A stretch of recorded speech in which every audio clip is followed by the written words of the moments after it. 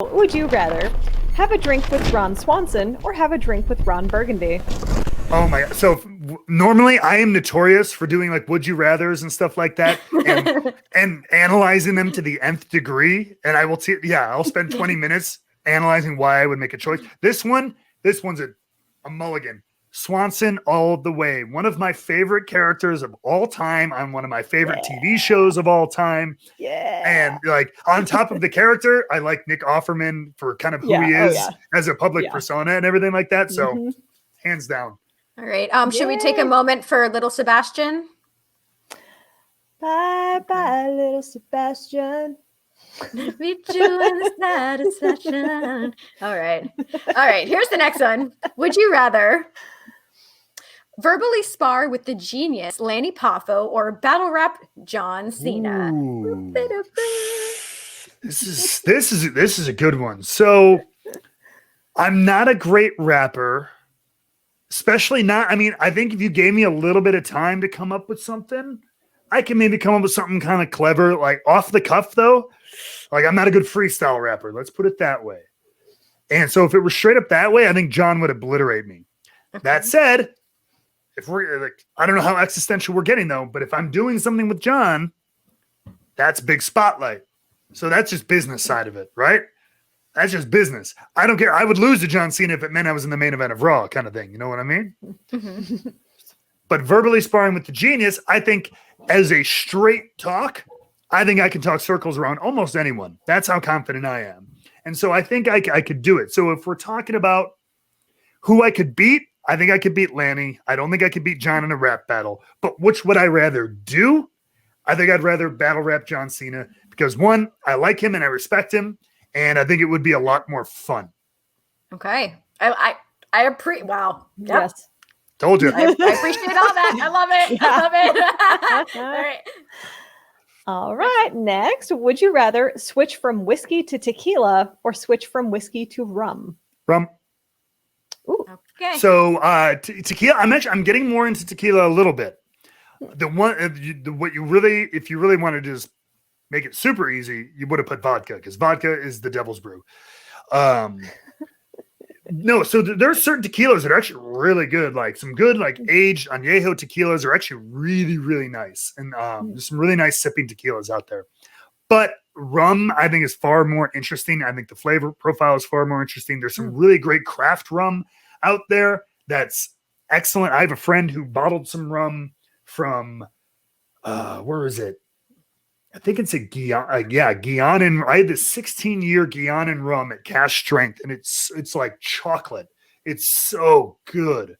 It's like smoky, musty chocolate, which sounds weird and bad, but it's sounds good. Lovely. Sounds like it would be great with the Chicago style hot dog. Oh God, so bad. You'd ruin the rum with that. Vincent wants to know if you had a chance to try the Rock's new tequila. I have not had Terramana yet. I have yet, because here's the thing. I don't really like silver tequilas. There are some that aren't bad, but like, again, I like something that's aged. I want like a little bit of barrel character on it. I'm a big brown spirits guy. So I always see the silver at the grocery store or at the liquor store. I have not come across, I think they both have an añejo and a reposado. I don't know which one I've seen, but I haven't really come across those a lot yet. And I don't drink it enough to even like totally pull the trigger on buying one yet, because like it'll probably just sit on the bottom of my liquor cabinet. Fair enough. But next time I'm at like a bar or restaurant and I see it behind the bar, I'll probably try it. I've heard good things about it. Yeah. Okay. I'd like to try it as well. Maybe, possibly. I don't know. Okay, here's the next one. Would you rather have to sing every thought in your daily life or have to wear your gear out in public to formal events? Gear. I mean, the singing thing. One, like I told you, I can carry a tune. I can carry a tune, but like I don't feel confident in my singing ability. Truly, like on a really good. And so to do it, and it's exhausting. Anybody who's ever sung, like on professionally or like on a stage, or even like the goofy thing I was doing for WWE, you put a lot of power behind it. It takes a lot of energy out of you, and so like to think every thought. Oh my God. And people would hate me out in the gear. If I'm out in the gear, people avoid me because they think I'm a weirdo. And I like being alone. I'm an introvert. I like my space. So Fair you enough. just walking down the street in Chicago, you're just going to get that. And they're going to stay away. Whereas if I'm singing, people will straight up hate me and probably throw things at me. So yeah, gear. Here it is. All right. Next one. Miss Danica. All right. Would you rather share a drink with Frank Sinatra or share a drink with Alfred Hitchcock? Oh, Hitchcock is so interesting. And like, I'm more of a film geek than I am like a music geek. And I've heard so many interesting stories about his directing style and like the minimalism and stuff of it and everything. Oh, it would be so fascinating. But I feel like as a whiskey guy, it would be like a sin to not say drink with Frank. I mean, he literally made Jack Daniels what it is. Did you know that Brown-Forman, which is the parent company that owns Jack Daniels, they own like Woodford Reserve, they own a bunch of different companies. But they literally had a person on staff whose job it was to keep Frank Sinatra stocked with Jack Daniels whiskey at all times. They were his personal liaison to say, whether it was at home, on the road at his shows, backstage, there was a guy from the company whose sole duty was to make sure Sinatra always had a bottle of Jack Daniels at his beck and call. Well, No, I that's a would good take that job. job. Yep. Yeah. Danica, like, we're available. I'll just get the Yeah, time. I'm here. I'm ready. Let's go. Bring him back. Yep. All right. Here's the next one. We got a couple more. Danica, is this one me or you? It's going to be you. Okay. Would you rather try whiskey from every country or wrestle in every country around the world? Oh, God. All right. I mean, this is a good one because this is an ultimate, like both. So here's the thing. I can cheat here though. Okay. Cheat. Go ahead. What? If you book me in every country around the world, I'll stop at a bar and I'll try the whiskey from every country in the world. So you loophole it, baby. Yeah, loopholed it. All right. Or no, all right, but no. Granted, if you were to tell me like, hey, you could wrestle in every country, but you weren't allowed to try the booze, right? Let's put it that way. I would still, as much as I love whiskey, especially if this was like starting now kind of a thing. I have a lot of whiskey. I've tried a lot from around the world. Certainly not everything. But I think travel and actually being in the cultures of these different countries and even just seeing people in places from around is more important for growth and just as an experience as a human. I think it would be far more fruitful than being able to try every whiskey from around the world. As much as I love it, and as much as that breaks my heart a little bit. But given the options, I travel is so important, and just being able to see and learn from people all over the world, I think is clutch. Well, don't worry. We won't tell the whiskey. Yeah. Thank you. You're welcome. All right. We got 3 more. All right.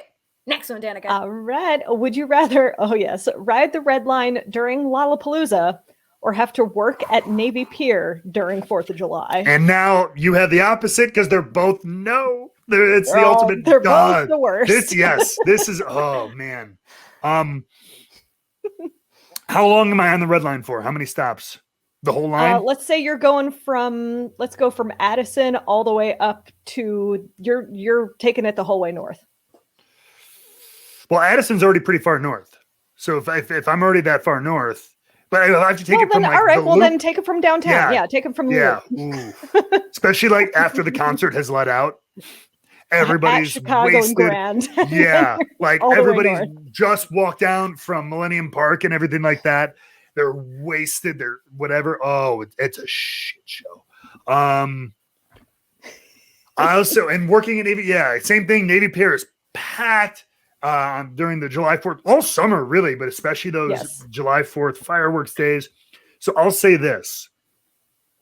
I'll take the red line because unless you have like a really horrible breakdown and then you get stuck in the tunnel or something like that, even if it's really, really crammed and people are awful, end to end, you can ride that thing in like an hour. Yeah. Whereas if you have to work a full shift at Navy Pier, even if it's a part-time, you're working, anywhere from 4 to 8 hours extended. maybe overtime because it's a holiday. I don't know. So I'll take the short, but probably a little bit worse option just for duration and just sit in the corner, try to get one of those seats in the very far corner that are its own seat and just like put my mask on and just ride it out until I get to my stop. Okay. And just a reminder for anybody who needs to ride it, if every other car is full and one car is empty, don't get on that empty car. There's a reason. There's a reason.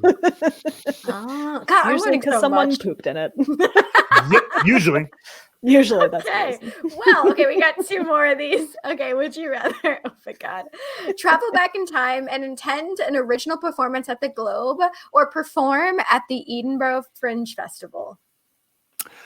So Fringe Fest, I've never gotten to experience it. I've heard such awesome things about it. A lot of actually I've had several like theater and like circus friends and stuff who have gone and done stuff there. It sounds very cool. But I mean, God, how do you pass up time travel? You know what I mean? Like, especially to go back to the Globe. I mean, Shakespeare, whether like I would want to go find out and maybe meet the guy because I love meeting history. Because it's like, was this guy like he's godlike in the theater community for everything he's done?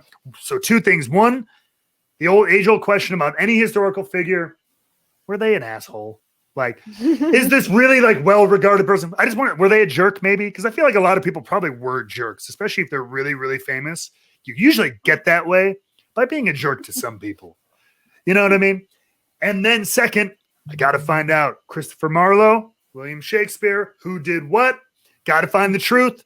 And I would punch him until he told me the truth. So, okay, fair enough. And we got a David Tennant shot. Are you a Doctor Who human, or I'm not? I'm not one of those people. Okay, nope. That's okay. That's totally fine. All right, I like David Tennant though. Okay, yeah. I mean, as an actor, best Hamlet I've ever seen. Yes. I think Danica, we've met him in passing at like a convention maybe, but okay, here's the final one. We've made it almost.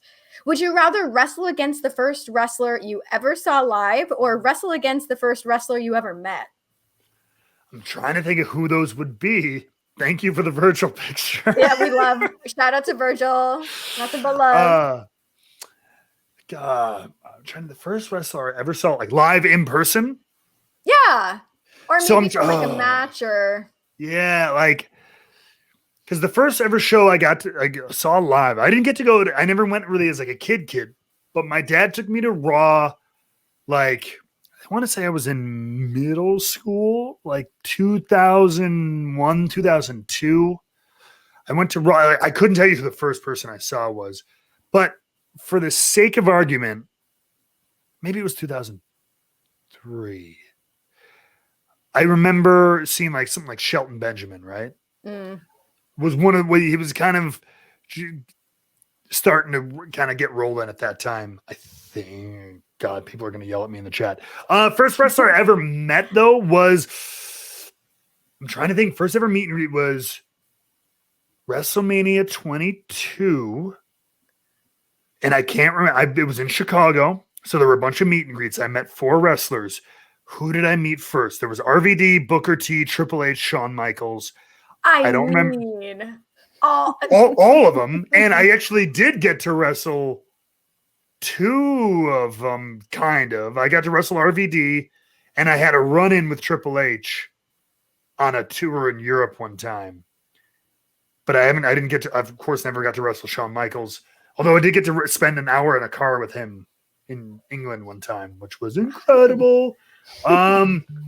So I get to wrestle against the first wrestler you ever met, probably, because let's just any of those 4 guys would be awesome. And then I actually did get to do that later on. I think RVD was the first signing I went to ever. And so I actually did get to wrestle him later on. So that's awesome. Hell yeah.